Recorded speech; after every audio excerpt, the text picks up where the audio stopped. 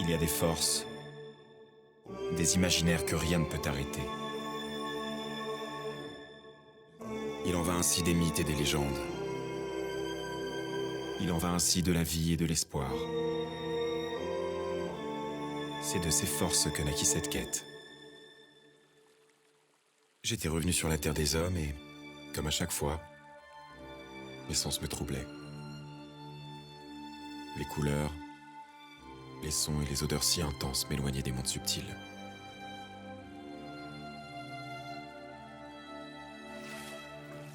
Mon corps me pesait, mes pas étaient lourds. Pourtant, je n'avais pas le temps de me reposer. Je devais me mettre en quête des quartz. Mais le champ des pierres encore si clair il y a peu m'était devenu difficilement perceptible. Après un moment d'incertitude, la vibration des quartz était à nouveau là. Je sentais leur présence. Guidé par le chant du Rhin, je me mis en quête des pierres. Leur chant me mena au pied des arbres bordant les berges verdoyantes. C'est là que j'eus la vision des nix et des sirènes qui égayaient les eaux de leur présence. Quelle joie de les imaginer côtoyer à nouveau ce monde. À mesure que le temps des humains émergeait, notre monde basculait dans celui des légendes, puis peu à peu dans l'oubli.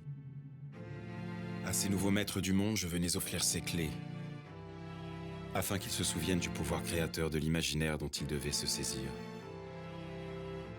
Dans ces quartz était inscrite l'ensemble de nos mémoires depuis le commencement. Elles résonnaient de nos mythes fondateurs, de nos combats certes, mais aussi de la sagesse qui ouvre à la conscience universelle. Lorsque ces clés ouvriraient les portes du temps, là, ils comprendraient. Mais il ne leur restait plus beaucoup de temps. À peine quelques vies d'hommes avant que nos deux mondes ne se séparent définitivement. J'avais entendu parler d'hommes éclairés, d'humanistes, d'alchimistes, de femmes aussi, des encyclopédistes et de grandes guérisseuses par leur voix, leur connaissance des plantes et des pierres. J'avais hâte d'offrir ces quartz à leurs héritiers. Eux sauraient trouver les mots justes et propager la bonne nouvelle à leurs semblables.